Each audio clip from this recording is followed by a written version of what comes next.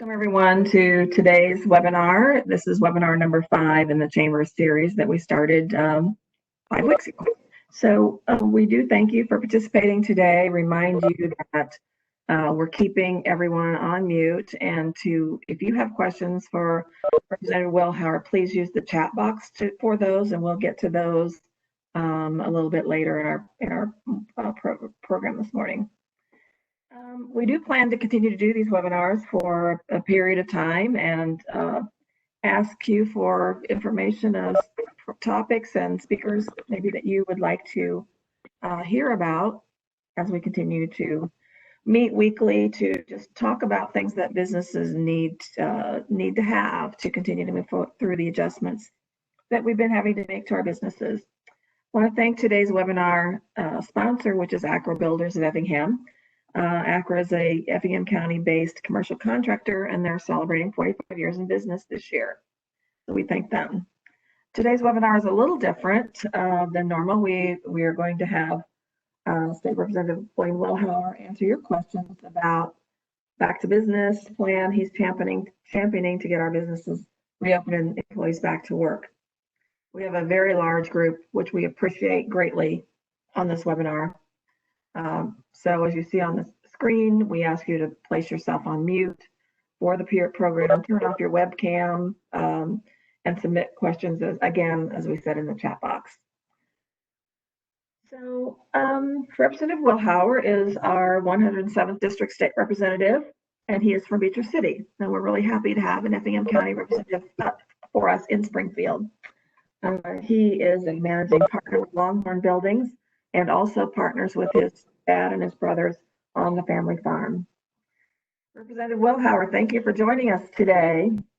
The majority of Illinois has been shut down for 2 months now as a result of the coronavirus pandemic. Things changed a little bit yesterday with all of Illinois moving to phase 3 of the Restore Illinois plan, allowing a broadening of businesses reopening throughout the state. There has been plenty of controversy over the timeline established to get businesses up and running. The back to business plan that you proposed speeds up the timeline from the one the governor had established. Several businesses here and around central and southern Illinois have felt it necessary to reopen in defiance of the governor's order in an effort to try to keep their businesses alive. And now the legislature has been called back to Springfield to conclude the spring legislative session. So before we get into the questions, can you update us on what's happening in Springfield right now? Yeah, Norma, can you hear me? Yes, I can. All right, great. Well, hey, I appreciate everybody being here today on this, and always appreciate the opportunity to share and especially to answer questions. So thanks to the Chamber and everybody out there. Yeah, so we got up here yesterday. Not a whole lot happened on the House side yesterday. We changed some rules. We kicked Bailey out yesterday. That was about all that we did, unfortunately. The Senate side did a couple procedural things. They passed a procedural budget, which was basically just an empty shell bill that they're sending over to the House that we'll be working on and negotiating on in the next couple of days here. But I think the bigger news yesterday was the governor made some changes to his phase 3 plan on the Restore Illinois thing. He did a couple things, loosened up a little bit, but it's important to note that we still have the most, even with these loosening up, we still have the most restrictive restrictions in the country. But basically, the biggest thing probably for Effingham County is he's going to allow outdoor dining at bars and restaurants, which, many of our restaurants and bars aren't really set up to do that. So we'll have to see how that works out. But, as you said, we've got our own back to business plan here that we've been promoting. We obviously have a lot of disagreements with the governor and his plan. We started forming this several weeks ago, probably about a month ago, before he even unveiled his Restore Illinois plan. And basically, we've been calling for more regionalization, more regionalized approach to this from the beginning, and just didn't have a whole lot of confidence that the Illinois Department of Public Health or the governor was going to take that very seriously. So we took it upon ourselves. I put together a working group over in Fayette County, primarily my home county. We had a business representation, we had local government representation, we had medical representation. And we just started looking at this. What would it look like to safely and responsibly phase back into business here? Because I don't think, I don't need to tell you people that, this lockdown is destroying people. I mean, I get these calls every day. A lot of people, I just got more calls and emails this morning about, people, especially sole proprietors, that haven't got a paycheck for over 10 weeks now. And that's completely unacceptable. So we started putting some things together, came up with a really good framework. I brought it over to Effingham County, got their board involved, and then we kind of blew it out to about 40 counties. We did a call with about 40 counties where we went over this, and this engaged the health departments, which was so important, because we believe that statutorily these decisions on quarantines and closing businesses are made at the county level, and specifically by the health department. That is actually the law here. So there was a group of about 6 health departments, including Effingham County. Jeff Workman from Effingham County kind of spearheaded this the health department involvement, and they went through and they vetted this plan, item by item, and they added a lot of really good stuff in there. They took out what I thought was some really good stuff in there as well, because they weren't comfortable with it. But it was really important to me that we get consensus from those folks on there, and we did that. We got consensus from those health departments, and they actually took it to all of Illinois. They sent that out to all of Illinois. We got a lot of good feedback, good participation. About 2 weeks ago, they actually had a call with Dr. Ezike where they were going over this plan and pushing for this for the governor to allow this plan to be in place for at least all of Southern Illinois. Obviously, they didn't get anywhere with the governor on that, but I'm happy that some counties around here are moving forward on this, because I think that it is safe, it's responsible, it's a legitimate pathway for businesses to do what they're going to have to do. You mentioned it before, Norma, there, it's, a lot of times we're getting to a situation where it's either, get back to business or go bankrupt. And we got a lot of judicial proceedings going on that could just throw all of this out the window. So I just thought it was important to have some legitimate safeguards in place and some guidelines for people to go by. So that's kind of how this got formed, but I'm happy to answer any questions or anything else. Okay, well, we'll get started with the questions.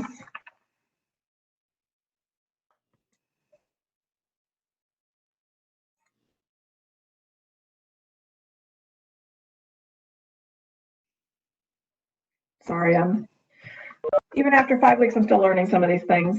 This is a new platform for everyone, and I think it's a platform moving forward that we're all going to have to get very familiar with. Because it is very convenient. We miss seeing each other face to face, but this is a great way to connect. So I want to thank those who have submitted questions. Another reminder, if there's something you want to ask Representative Wilhour, please use the chat box to do that. As you can imagine, many questions posed are very similar, so they've been kind of condensed based on subject matter. The first group of questions talk about the Back to Business plan specifically and some components of it. So the first question is, the governor says he's reviewed many reopening proposals. Why is the Back to Business plan going to succeed versus other plans? Can you repeat the last part of that, Norma? I was getting some background noise. Is it why the Back to Business? Why will this Back to Business plan succeed over other plans that maybe have been looked at in the Restore Illinois plan? Yeah. I mean, I had a couple of guidelines, overarching guidelines that I wanted from this working group from the beginning. You know, number one was don't reinvent the wheel. Let's look at what the states around us are doing, specifically Iowa and Indiana. I think if you look at this plan, you're going to see a lot of similarities to especially Indiana on what they're doing and what their health experts and all of them vetted and done. And the other, there was three words that I came back to. I wanted it to be safe, I wanted it to be responsible, and I wanted an immediate pathway. And the immediacy of this is the biggest difference. You know, if we look at our facts on the ground in our part of the state, and almost every part of the state outside of maybe the city of Chicago, we should be phasing back in right now. So this gives a pathway in the first 2 weeks for, you know, all retail, all restaurants, bars, personal care, you know, gyms, things like that, to get to start phasing back in at a limited capacity with specific safeguards. So I think the sense of urgency on this one was, you know, is a lot better than what the governor has. Thank you. The next question is about what science and information from the local health departments and medical facilities support the more aggressive three-phase reopening. Can you talk about that maybe a little bit more? Sure.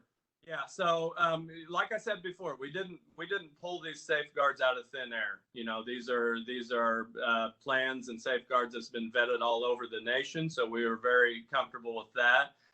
We were very comfortable with getting the health departments on board, you know, and giving their sign off on it.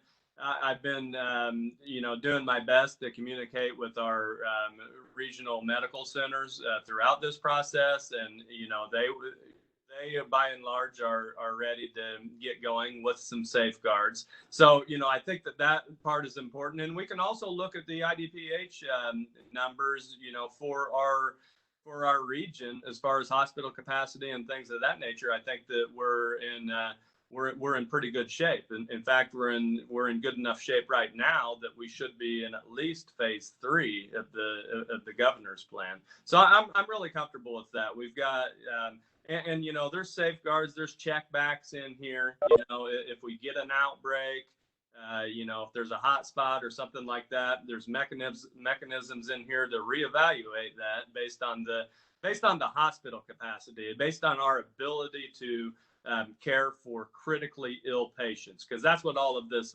revolves around. We don't revolve too much around, you know, broad-based random testing.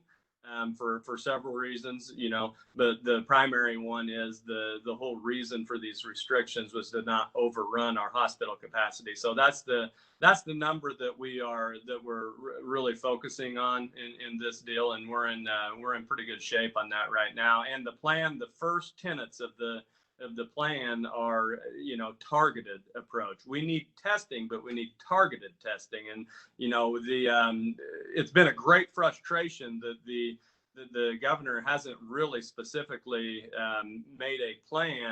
put a plan in place for our local health departments and our, you know, local medical facilities to target testing to the people that are most vulnerable to becoming critically ill. We know who those people are. They don't share numbers like that very good in Illinois, but they share them across the nation. So we can pinpoint pretty much who is vulnerable, and we can pretty much pinpoint where these people are. So, you know, our plan revolves very strictly around the ability to test, especially the folks that care for these people that are most vulnerable in our long-term care facilities and medical facilities and things like that. And testing is ramping up to a level where there's no excuse that can't happen. Okay, good, thank you. There's a lot of discussion about the facial coverings and the masks and things. So the question is, what is the science behind requiring facial coverings, including various types of masks, for workers, customers, and the public in general, both on a voluntary and a mandatory basis? If the business wants to make it mandatory for anyone coming into the establishment, are there enforcement procedures available regarding that requirement? As far as a business, you know, I think business businesses, private businesses, reserve their own rights to do whatever they want. If they want to mandate face coverings or face masks for patrons coming in there, that's their prerogative. You can make a choice whether or not you want to, go in there.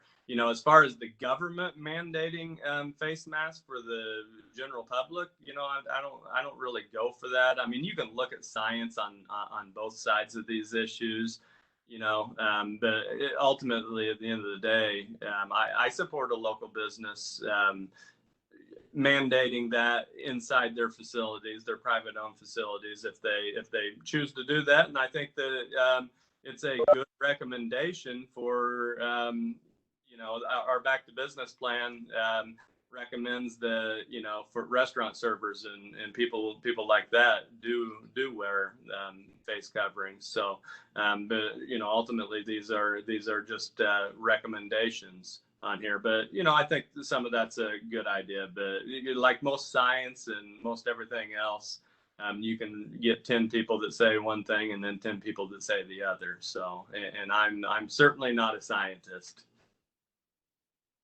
Okay, thank you.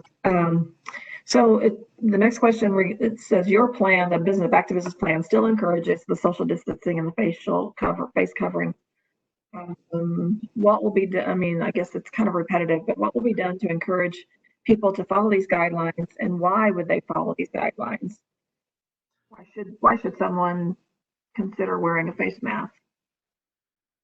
Well, I mean, I think they should consider wearing a face mask if these facilities require it. And what is important, very important to note in our plan, that these are 2-week phases. The governor has 4-week phases in his. So if the numbers stay good, we can move through these pretty quickly. We can. It's a 3-phase plan, so you're looking at 6 weeks top from start to finish on these plans. And, after that 6-week period, then, institutions and industries can kind of make their own decision. Aren't we better off arguing for a plan in the courts rather than the state house where we don't seem to have a majority or a voice? I'm sorry, Norma, I missed that one. That's fine. Are we better off arguing for a plan in the courts rather than at the state house where we don't seem to have a majority or a voice? Well, yeah, so it's very important that the legislature speaks on these things. If the governor is handing out these edicts, these executive orders unilaterally like he's doing, it is important that we note that the legislature needs to have a voice in this. But what goes hand in hand with that is that the legislature has already spoke on most of this stuff, and it says that his powers cannot exceed 30 days unilaterally. We've got Attorney General opinions from both Jim Ryan's Attorney General office and Lisa Madigan's Attorney General's office that states that. So yes, it's important. We've got, obviously, I don't want to give a civics lesson here, but we've got 3 branches of government. So it's important that each one has oversight. Do I think that our best chance of getting, something like this in place is done on a local level? Absolutely. And I think that is what the legislature has spoken on in the past with both the pandemic plan and the Illinois Department of Public Health plan that's been approved by the legislature. Basically, it says that quarantining and closing businesses is done in direction of the Illinois Department of Public Health, which explicitly, and this is the language in the statute, it explicitly pushes that responsibility down to the local health department. So yes, I think that we've got great. I think the law and the statute is behind us to do this on a local level, and I think that our best chance of getting this going is the judicial system ruling on the actual laws on the book. So yeah, I don't hold out a whole lot of confidence that this legislature is going to do anything too much better than what the governor is doing, I guess would be a very simple way of me putting that. We've seen some of the crazy stuff that's happened up here in the last year. So I have a whole lot of confidence that anything that they dictate will treat our part of the state any better than what the governor is. I guess a question from me personally is, so our Effingham County Board adopted the resolution supported the Back to Business plan. Does that give a business the opportunity to open? Is that the county's action? Does that give a business the wherewithal to go ahead and open their business? Okay, in my opinion, and I'm not giving legal advice here. I would tell everybody to consult their own attorney and obviously consult their insurance on liability. But I'm under the opinion, and I think that the circuit court will agree with me on Friday here. I would be surprised that they don't. The governor's executive orders are unenforceable currently. The Effingham County State's Attorney and the Effingham County Sheriff both agree on that, and they're not alone. Almost we've got sheriffs and state's attorneys from Rockford to Cairo that are saying the same thing, and they're not saying this necessarily because they don't like the executive orders, although most of them, a lot of them probably don't.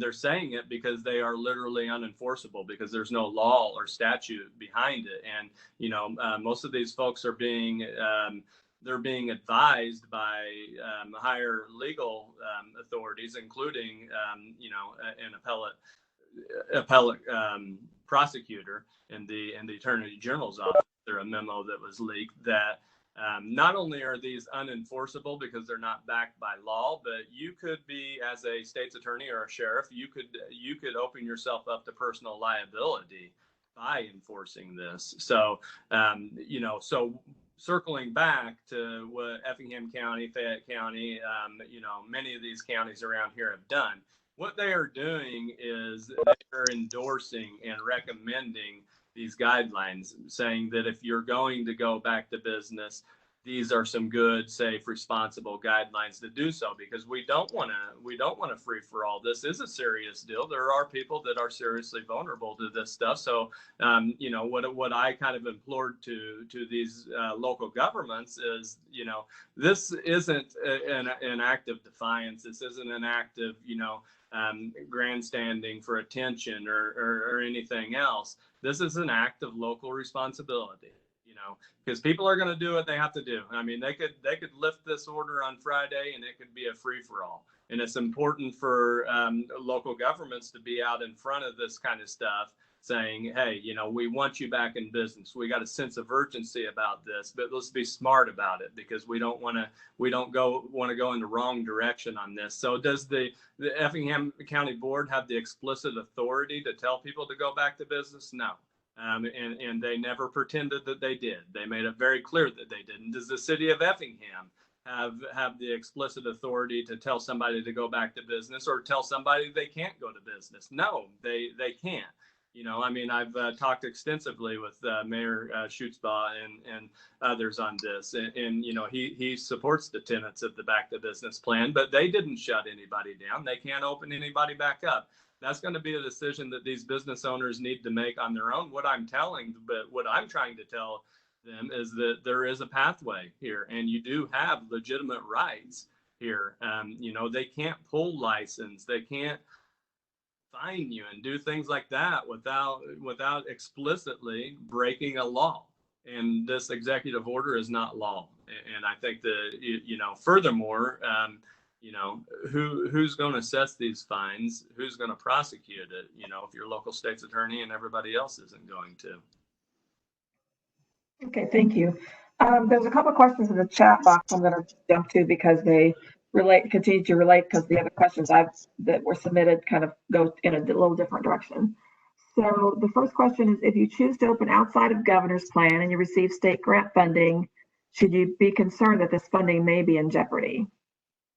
I mean, probably not any more so than you would be anyway. You know, my thing is, if we don't get some of these businesses back opening and generating revenue, where's the funding for these grants going to come from in the first place? You know, the governor throws out a lot of threats on these deals, but he doesn't have unilateral authority on a lot of this stuff. So, you know, I mean, I guess some of that stuff could be in play at any time, but I'm a lot more concerned about the mom and pop stores, the hairstylists, all these folks that haven't had a paycheck for 10 weeks, and their lives are being destroyed by, you know, the long-term effects of this blanket lockdown are going to be devastating, and they're going to be especially devastating to the small communities in our part of the state, in my district, you know, that weren't exactly thriving already, you know, based on a lot of bad policy that comes from the state of Illinois. So that's my main concern. I don't have a whole lot of tolerance for the local governments just being against any of this stuff out of fear on the grants and things of that nature.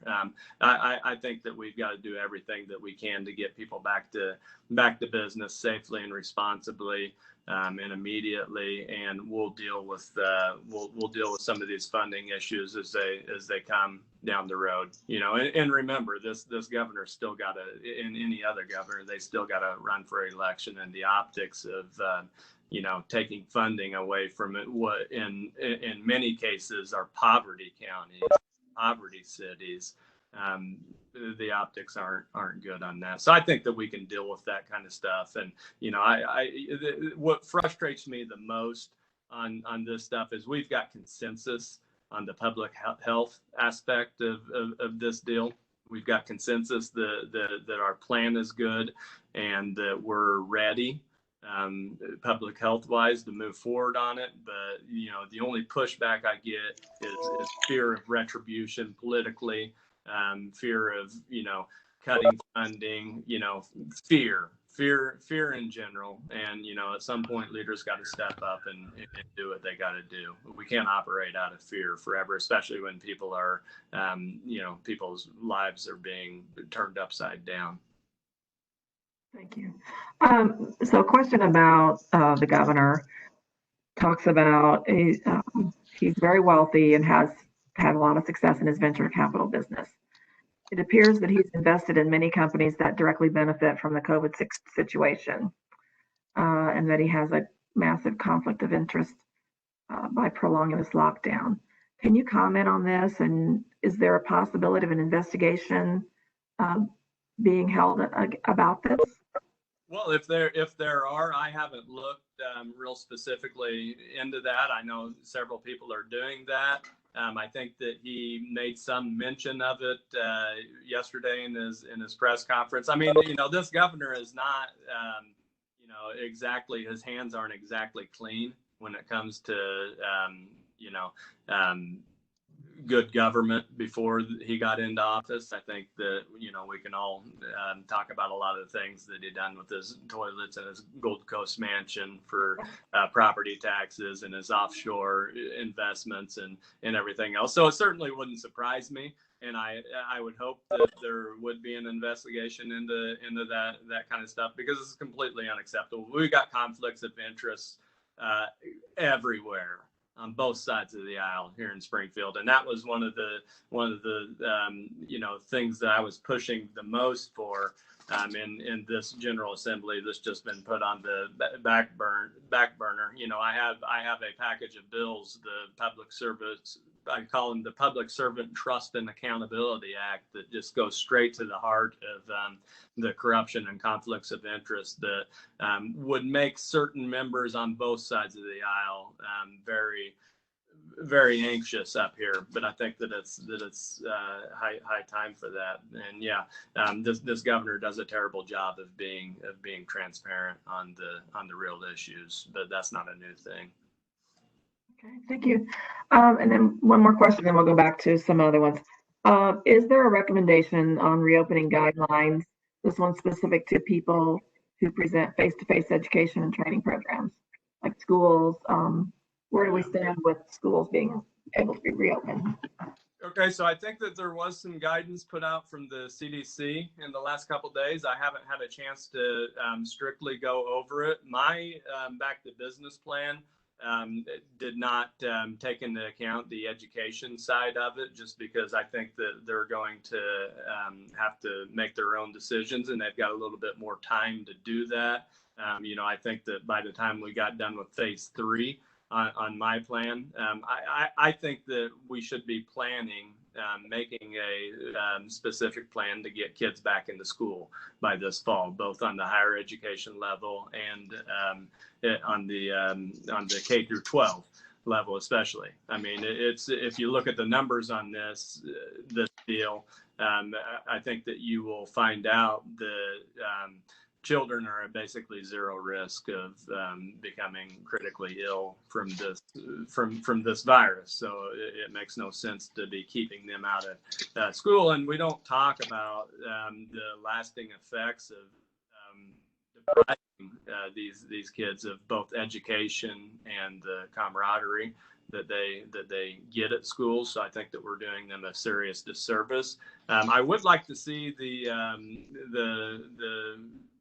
education bureaucracy get a little more aggressive on, pushing specifically to get their institutions open. I really admire what former Indiana Governor Mitch Daniels is doing over in Indiana. He's president of Purdue University, and they've said very explicitly that they are going to be having school next fall. And they're making safe and responsible plans to facilitate that. We're not doing that here in Illinois, and we were already losing students to Indiana, and I can't imagine that that's going to get any better, especially if they know that they're going to be open and their tuition rates are just as cheap or cheaper than ours. So yeah, we've got a lot of problems in higher education and K through 12 that we had long before this virus, and it's not going to get any better, and they need to be making plans to get back in. But I would leave that primarily up to them. And that brings me to the question about groups meeting and events being held. What do you see over the summer in the way of larger events taking place, or even into the fall? I know a lot of things have been canceled for the start, pushed back into the fall, with hopes that we'll have more of an opportunity to bring people together. What are you seeing in that regard? Well, the governor's 5-phase plan holds out almost zero hope for any sort of group meetings or any sort of real summer activities going on, and that's very unfortunate. And one of the things that frustrated me the most, and I get a lot of feedback from our district and our area about that, is there's no church of any size in any of the 5 phases of his plan. Basically, to get through phase 5 on his plan, that's requiring a vaccination. And that opens all kinds of things. I think the world record for a vaccination was 5 years. Best case scenario that they're saying right now is a year to 18 months. And that would be, very much pushing it on it. And, I like to point out the fact as well, when these reporters and stuff ask about that, the fact that for 36 years, we've been looking for a vaccine for HIV. We may never have one, so I think that it's important to, just do it. Our plan says specifically target the people that are vulnerable to becoming critically ill and get everybody else back going safely and responsibly. I would like to see, and I think that it would be prudent to see our little leagues and stuff like that making a plan to get going this summer. I think that, I have no doubt, I've seen it. I've attended some of these services where the churches are getting back going, and they're taking it serious, being safe and responsible. This stuff can be done. So we've got to push for more acceleration over the governor's current phases. But at the end of the day, the governor's phases are just recommendations too, as far as I'm concerned. Okay, thank you. So we're going to go. A couple questions are a little more specific to a particular industry, and this one says, "I am an independent contractor, a massage therapist. Last year, I had a job in a chiropractor office, making a salary of $400 a month. Because I received a W-2, my unemployment goes off of them, equaling $52 a week plus the $600. Now that I'm able to apply for the PUA, how can I cancel the $52 a week unemployment?" Maybe I don't know. You may not be able to answer that, but. Yeah, I think that's I can't answer that specifically off the top of my head. Our Effingham office certainly could help you do that. The problem is the PAU system is an absolute train wreck too. I mean, we are getting bombarded, and we have since early March with people who can't get through to the unemployment system. It's completely unacceptable. We've made all kinds of recommendations to the governor that would fix this problem, especially with bringing in some temporary independent contractors to cover down, answer these phones, process these claims, and do things of that nature. But he's not interested in that at all, because that would upset his special interest buddies here in Springfield, and they prioritize the politics over the people that can't get a paycheck. So what I would tell this person is to contact my Effingham office. Trent does a great job there. He'll be able to kind of help you along the way there, and we'll find the answers that you need on that for sure. Do you want to give him your Effingham office number? Yeah, I would if I had it on the top of my head.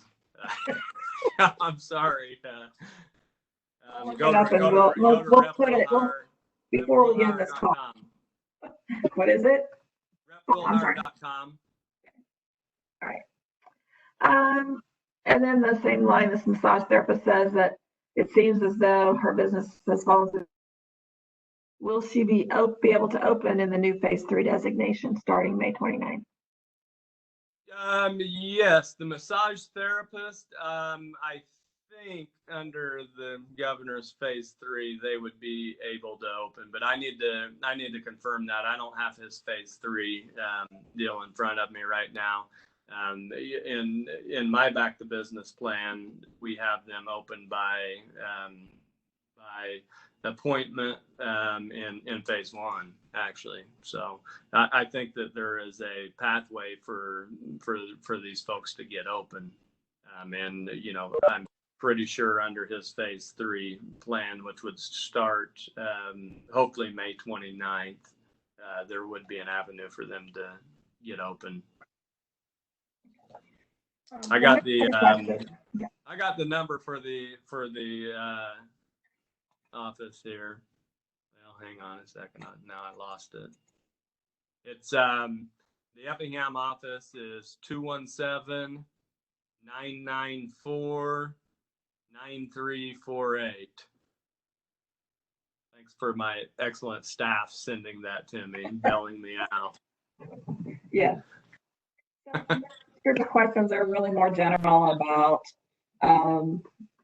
what's going on in Springfield, the relationship that Southern Illinois legislators have with Northern Illinois legislators. So the first question is, I know we have a democratically controlled House and Senate, but are there like-minded Democrats can see the damages being done to our state and work with the Republicans to open up downstate?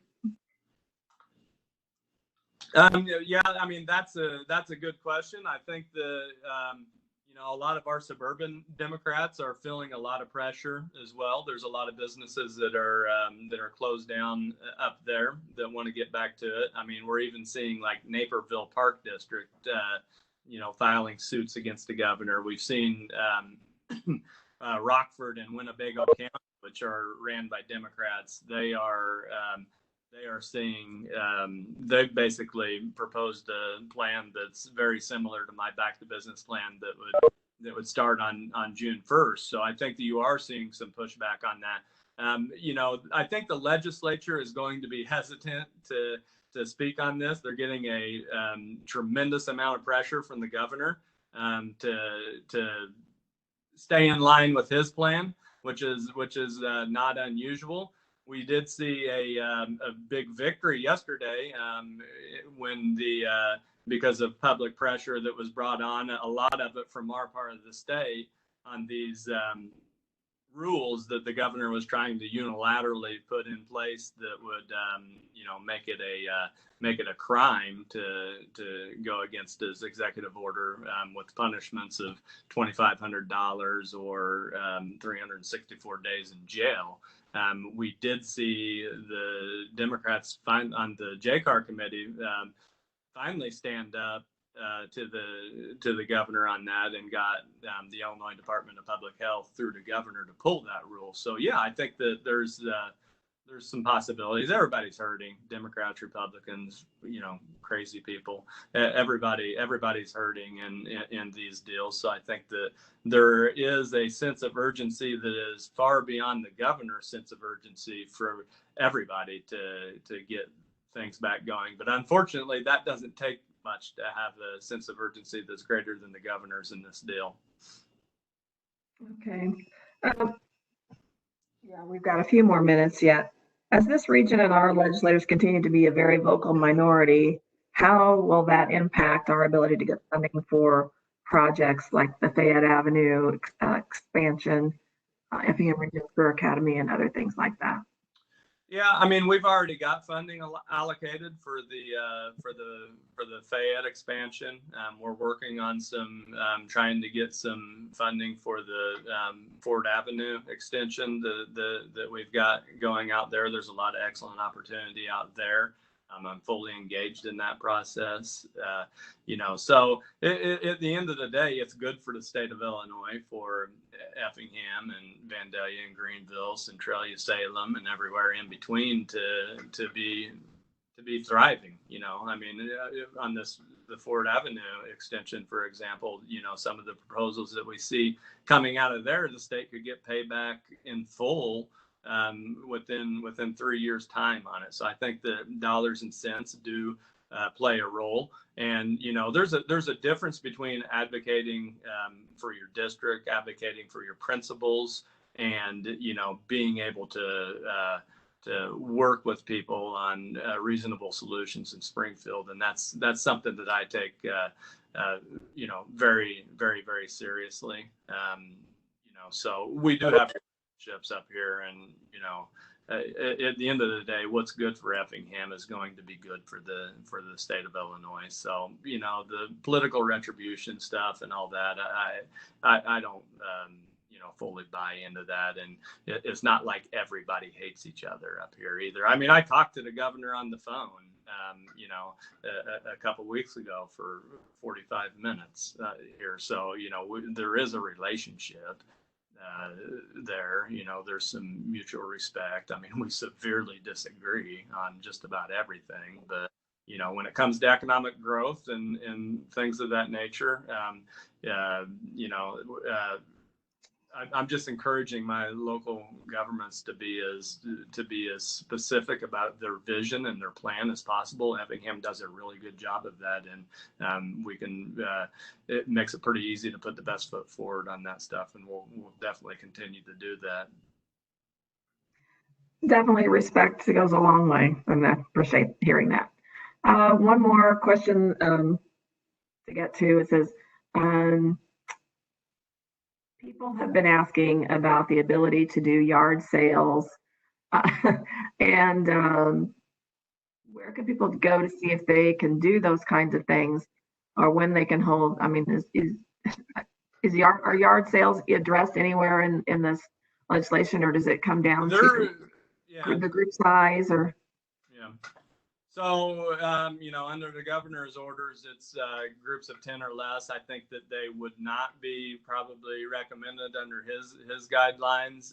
My Back to Business plan does specifically look at that, and we just use a lot of the same safety precautions, the social distancing and things of that nature to get it going. I mean,